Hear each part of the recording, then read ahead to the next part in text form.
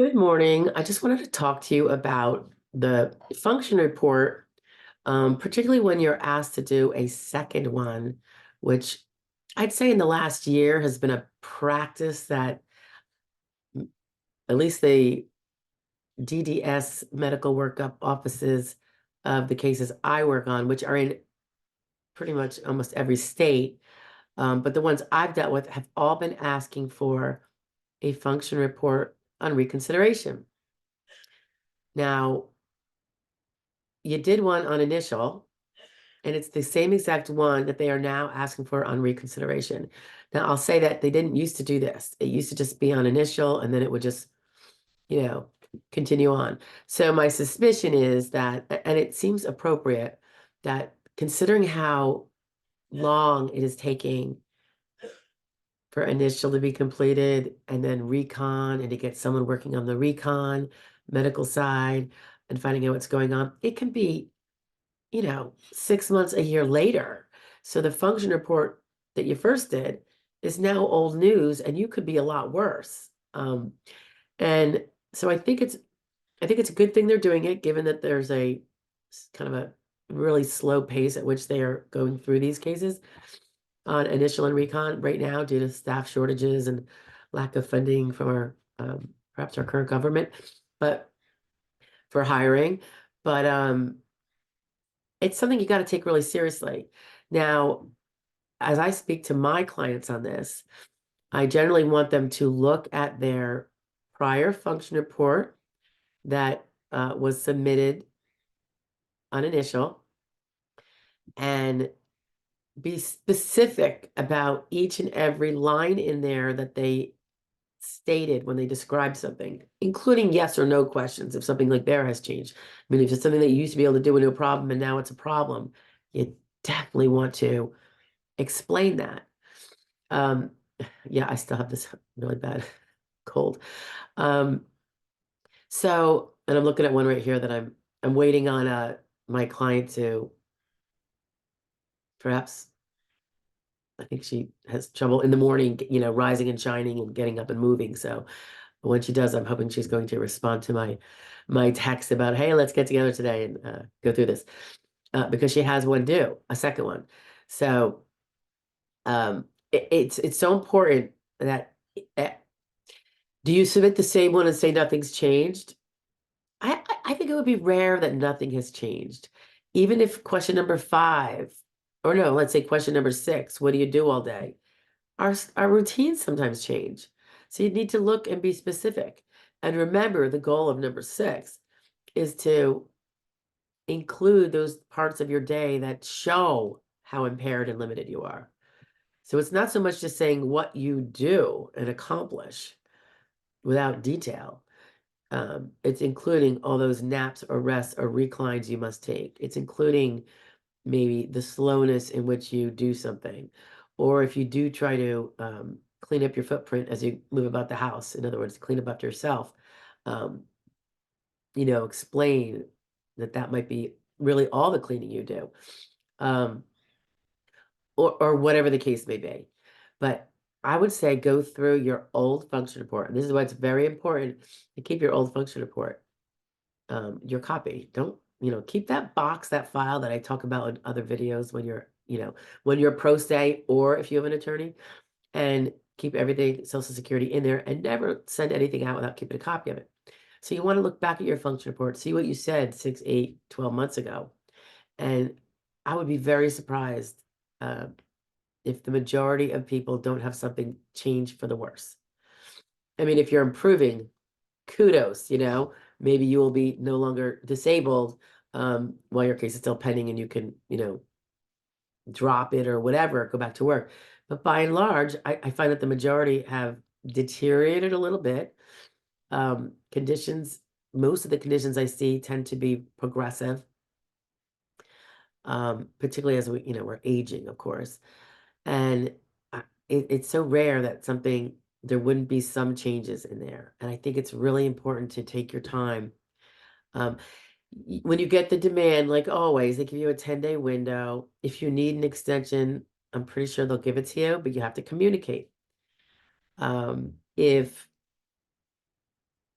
In an ideal world, you will see this video when you first appeal for recon, and you will have already taken your function report and planned for this. You could start preparing a function report before it's asked for. Worst case scenario, they don't end up asking for it and it didn't harm you in any way, but now you're actually being able to perceive and notice and take note of, gee, that really has changed for me. And that will be important because you might be going on to hearing, and the judge looks at these things. So showing the deterioration or the more limiting effects your impairments have on your day-to-day activities at home. The day-to-day activities at home is what the SSA uses to determine, well, what might she or he be able to do in a competitive work environment, a simple, a sedentary, a low skilled one, all that stuff, or a high skilled one. So here's where your day-to-day activities can show what you cannot do, even when you're not in a competitive work environment.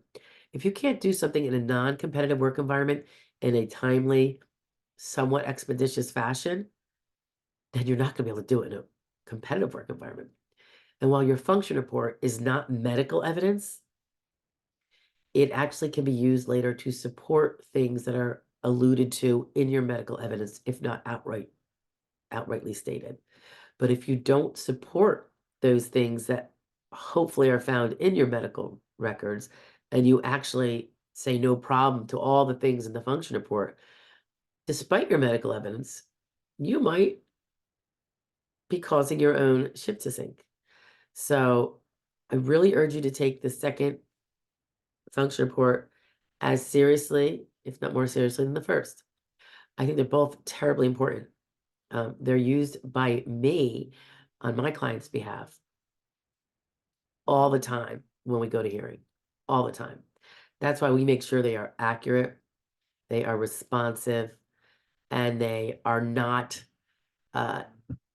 able to be easily twisted to be interpreted in a negative way against the client's true realities, which is really the aim when we help our clients to understand what these questions are about. And we do work on them with them so they do know what these questions are about and how, what not to leave out. And I think that's why it really helps have, a great success rate versus letting the function report be done by the client. We don't even see it. They shoot it out. Maybe they send us a copy. The damage is already done. If inaccurate statements, and inaccurate because the person did not understand the nature of the question, you'll notice that there's, throughout various reports, including from the time you apply, there are questions that are asked in, it's like the same question, but it's asked in different ways. Because guess what? When you ask a question in different ways, it gets answered differently. And that can be used against a person. It shouldn't.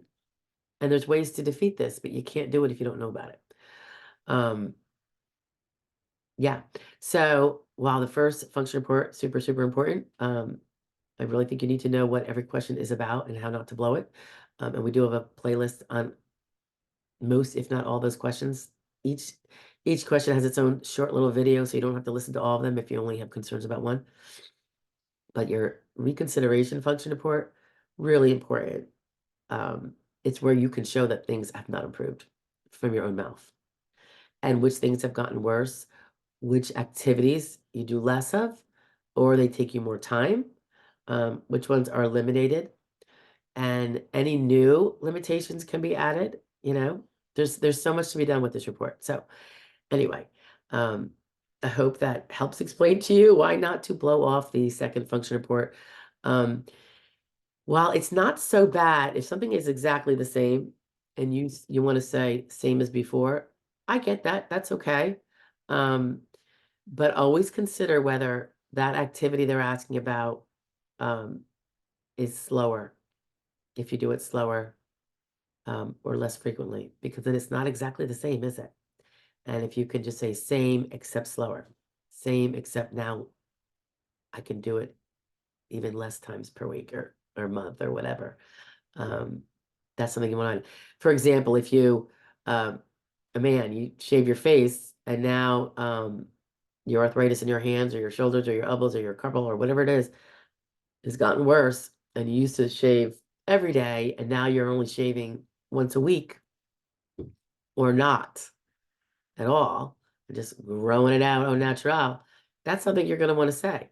Um, you know, I'm doing it less frequently, maybe once a month, or it's a trim now, not a shave, whatever the case may be. Okay, so remember, you're trying to switch the result from the initial denial on recon.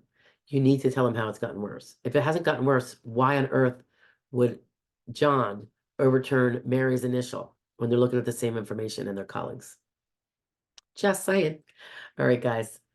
Hope you're all feeling okay. I'm hoping to be done with this. I'm going to call it a cold.